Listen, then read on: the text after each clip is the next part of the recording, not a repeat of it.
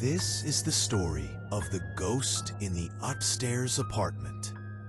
My girlfriend and I moved into this apartment complex. The building we moved into only had 2 apartments, upstairs and downstairs. So they gave us the downstairs apartment. The manager said it should be quiet since no one occupied the upstairs apartment. We got all moved in within a couple of days. The first couple of nights in our new apartment was uneventful, peaceful, and quiet. On the 3rd night, I was startled awake by what sounded like a pot falling to the floor in the upstairs apartment.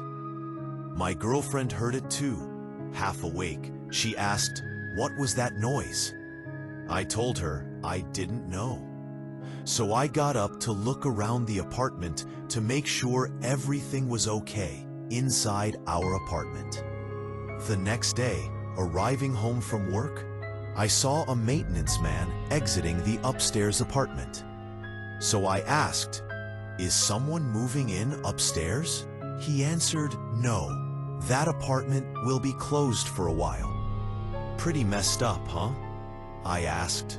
"That's an understatement," he said. "You didn't hear from me, but the tenant that lived there got hacked up about a week before you moved in. It was a bloodbath." "Hacked up?" I blurted out. He shushed me and said we're not supposed to say anything. They haven't caught the person that did it yet. And with that, he walked off.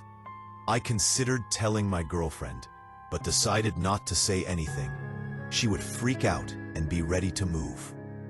The next night, as I lay in bed, I had tried to dismiss the news about the upstairs tenant. The night was draped in a thick veil of darkness, the sort that clung to the walls of our spacious apartment like a guilty secret. I had tried to ignore the unsettling creaks and groans of the old building, chalking them up to its age. But as the clock struck midnight, those sounds took on a different significance, wrapping me in a suffocating embrace. It began with hearing footsteps, doors opening and closing. The footsteps were faint, an echo of something I wanted to ignore.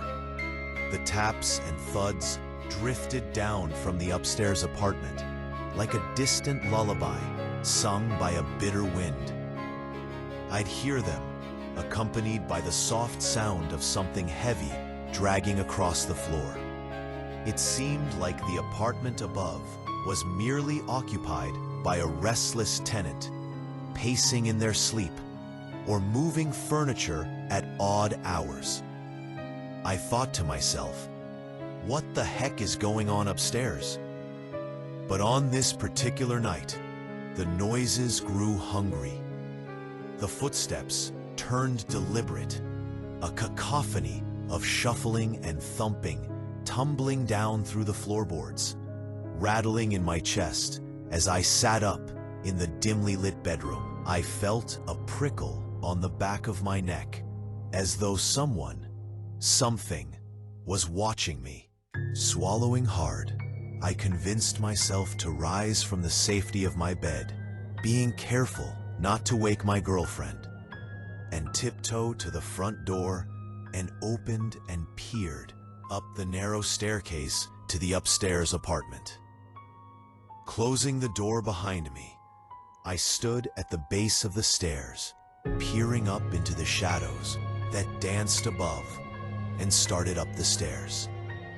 Each step groaned beneath me, as if they too were warning me to turn back. The door to the upstairs apartment was slightly ajar, a thin sliver of inky blackness yawning into view. That was new. It had always been closed, sealed tight like a tomb. Hesitation gnawed at my insides, but curiosity was powerful, an ancient drive urging me onward.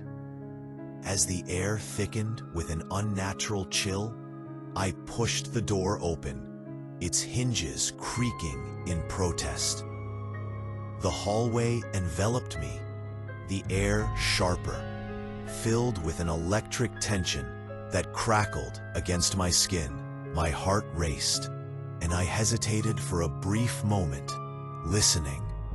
Silence, heavy and oppressive, hung in the air, broken only by the soft whisper of my own breathing.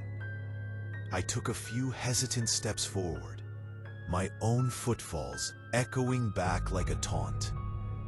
And then it happened, the unmistakable sound of a door slamming shut from within the apartment. Time froze, and I froze along with it, every instinct screaming at me to flee. I couldn't look away from the door, though, as though something inside was beckoning me closer. Captivated against my will, I took a step toward it. "Who's there?" I called, my voice feeble against the void. No answer, only the suffocating silence, that all-consuming quiet before the storm. I thought fleetingly of the old tenant who had been hacked to death.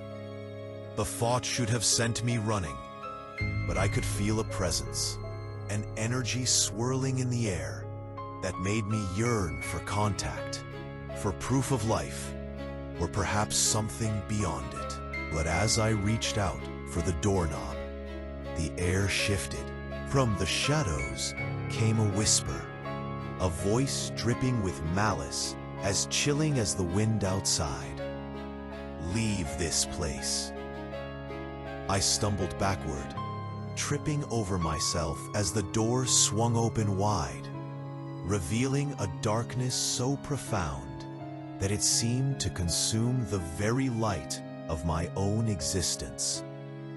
The footsteps returned, now rushing down the stairs, dragging something with them, a reminder of the transient nature of life itself. Whatever lurked above was no mere tenant.